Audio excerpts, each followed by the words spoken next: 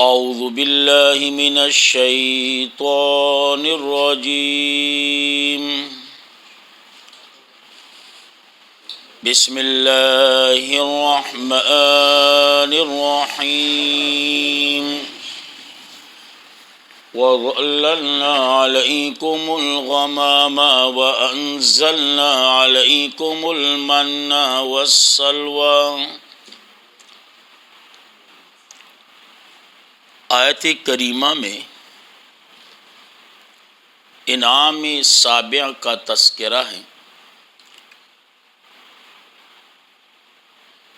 اور اس انعام کا عنوان جو ہیں تظلیل الغمام و انزال المن والسلوى۔ یاد رکھیں، بنی اسرائیل کا اپنا اصلی وطن شام تھا، لیکن یوسف علیہ السلام مصر میں آباد ہوئے تو وہیں پر ان کا آباد ہونے کا سلسلہ شروع ہوا۔ جب اللہ نے فرعون کو تباہ کر دیا، غرق کر دیا،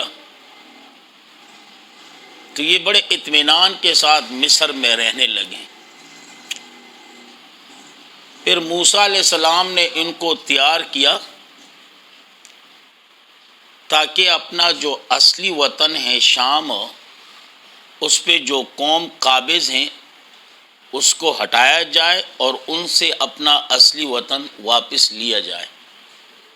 یہ تیار ہو گئی جی، یہاں تک کہ حضرت موسیٰ علیہ السلام کے ساتھ روانہ ہوئے۔ لیکن جب انہوں نے مد مقابل دشمن کو دیکھا تو بجائے مصر آنے کے میدان طی کی طرف چلے گئے کہ نہ بابا، یہ جنگ ہمارے بس کا نہیں۔ اور یقیناً 40 سال وہیں رہیں۔ علماء کرام فرماتے ہیں تو لازمی بات ہے، وہاں پر نہ سایہ کا انتظام، نہ کھانے پینے کا، تو اللہ کریم نے ان پر سایہ کا انتظام بھی کر دیا اور کھانے پینے کا انتظام بھی کر دیا۔ لیکن ساتھ ساتھ فرمایا جس قدر کھانا ہے تو کھاؤ، ذخیرہ نہیں کرنا۔ اور دوسری بات، اور کھانے کا مطالبہ نہیں کرنا، جو اللہ دے رہا ہے اسی پر شکر کرنا۔ انہوں نے ان دونوں باتوں کی مخالفت شروع کر دی، اور اللہ نے فرمایا وَمَا ظَلَمُونَا وَلَكِنْ كَانُوا أَنفُسَهُمْ يَظْلِمُونَ۔ ہمارا کچھ نہیں بگاڑا ذخیرہ بنانے سے یا اور کھانے کا مطالبہ کرنے سے، ہاں اگر کچھ بگاڑا ہے تو اپنے آپ کا۔ تو اسی طرف اشارہ ہے، قرآن کریم فرماتا ہے بسم اللہ الرحمن الرحیم وَظَلَّلْنَا عَلَيْكُمُ الْغَمَامَ، اور ہم نے سایہ کر دیا تمہارے اوپر الغمام، بادلوں کا، الغمام بادلوں کا، بادلوں کا سایہ کر دیا۔ سایہ کا انتظام ہو گیا جی، اب کھانا پینا۔ وَأَنزَلْنَا عَلَيْكُمُ الْمَنَّ وَالسَّلْوَىٰ، اور اتارا ہم نے تمہارے اوپر من اور سلویٰ۔ من اور سلویٰ، من ترنجبین، سلویٰ بٹیروں کی طرح پرندے۔ یاد رکھیں من جو ہے نا یہ میٹھی چیز ہے۔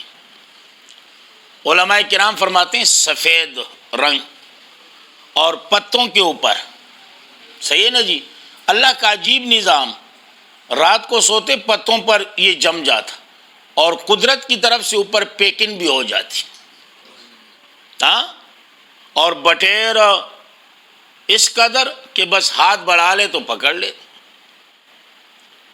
ہاں اب بٹیر بیائی نہیں، بٹیروں کی طرح پرندے. اب لازمی باتیں من کے اندر اگر دیکھا جائے، ہاں یہ اس کے اندر یعنی جو خاصیت ہے نا ٹھنڈی ہونے کا، یہ ٹھنڈا، اور سلوا کے اندر جو خاصیت ہے وہ گرمائش کا. ایک دم ٹھنڈی چیز کھاؤ گے تو سینہ خراب، اور گرم چیز کھاؤ گے تو الی آخر. صحیح نا جی؟ لیکن جب دونوں کو ملا کے کھاؤ گے تو جسمانی فائدہ. کیا ہے جی؟ جسمانی فائدہ.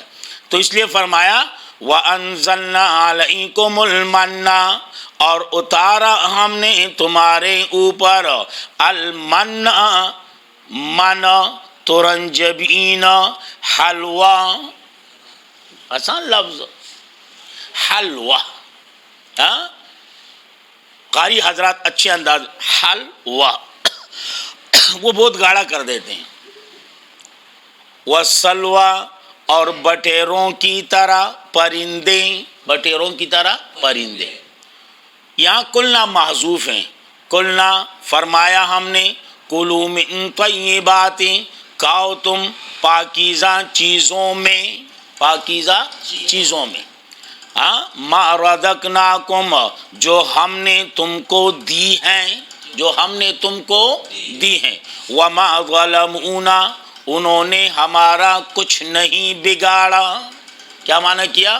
انہوں نے ہمارا کچھ نہیں بگاڑا، ذخیرہ بنانے سے یا اور کانا مانگنے سے. حالانکہ ہمارا کچھ نہیں بگاڑا، اگر بگاڑا ہے تو اپنا ہی بگاڑا. تو اس لیے فرمایا وما ظلمونا، اور انہوں نے ہمارا کچھ نہیں بگاڑا، ولیکن کانوا انفسہم، لیکن ولیکن کانوا انفسہم، لیکن اپنے نفسوں کے ساتھ، یظلمون، خود ظلم کیا کرتے تھے، خود ظلم کیا کرتے تھے. کیسے؟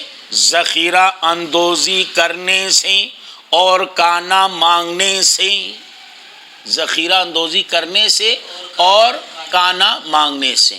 تو یاد رکھیں یہاں پر بنی اسرائیل کا کون سی زندگی کا حال ذکر ہوا؟ بدوی زندگی. بدوی، ہاں بدوی زندگی وہ ہوتا ہے کہ ایک بندہ اپنے زمینوں پر بس جھونپڑا وغیرہ بنا لیں، بس وہیں رہائش، وہیں کھانا پینا، وہیں سب کچھ. اس سے بدوی زندگی کہا جاتا ہے. اور ایک ہوتے قروی زندگی یعنی قریہ، گاؤں والی زندگی.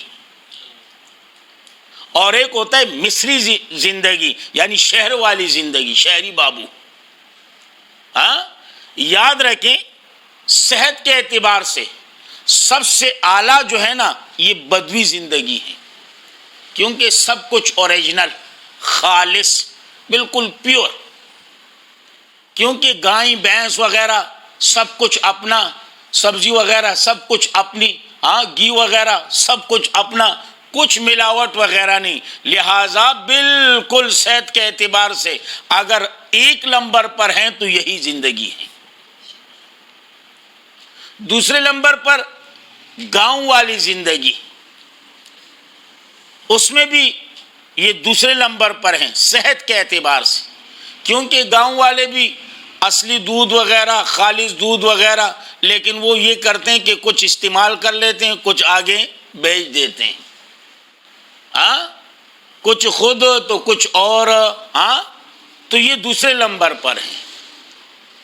اور شہری زندگی صحت کے اعتبار سے یہ تیسرے نمبر پر ہے. یہاں پر تو خالص کوئی چیز ہے ہی نہیں. آپ دیکھیں نا شہری زندگی میں جس قدر رہنے والے ہیں، بلڈ پریشر، شوگر، او پتہ نہیں کیا کیا بیماریاں، یہ صحت کے اعتبار سے ہیں. لیکن اگر تعلیم کے اعتبار سے دیکھا جائے تو معاملہ الٹ ہو جائے گا. معاملہ الٹ ہو جائے گا. تعلیم کے لحاظ سے اول شہری زندگی، دوسرے نمبر پر گاؤں والی زندگی، اور تیسرے نمبر پر بدوی زندگی. اور یاد رکھیں یہ بنی اسرائیل ان تینوں میں ناکام، ان تینوں میں ناکام۔ یہ جو آیات ابھی آپ نے پڑھی اس میں کون سی زندگی کا تذکرہ تھا؟ بدوی زندگی کا۔ اور کیسا تذکرہ تھا؟ ناکامی کا تذکرہ، ہاں ناکامی کا تذکرہ۔ وَإِذْ قُلْنَا ادْخُلُوا هَٰذِهِ الْقَرْيَةَ، ہاں یہاں پر بھی ناکام، اور اسی طرح مصری زندگی بھی ناکام۔ تو انشاءاللہ زندگی رہی تو کل۔ اللہ رب العزت ہمارے اس درس کو اپنے دربار میں قبول و منظور فرمائے، بالخصوص ہمارے والدین کے لیے، آپ لوگوں کے والدین کے لیے، تمام اساتذہ کرام اور شیوخ کے لیے، آپ کے لیے اور ہمارے لیے اللہ رب العزت ذریعہ نجات اور ذریعہ بخشش بنا دیں۔ اللہ کریم جس قدر مسلمان دنیا سے رخصت ہو چکے ہیں اللہ کریم سب کی مغفرت فرما دیں، جو بیمار ہیں اللہ کریم سب کو شفاء کاملہ اور صحت کاملہ نصیب فرما دیں، جو پریشان حال ہیں اللہ سب کی پریشانیوں کو دور فرما دیں، جو بے اولاد ہیں اللہ ان کی جولیوں کو اولاد کے نعمت سے بھر دیں۔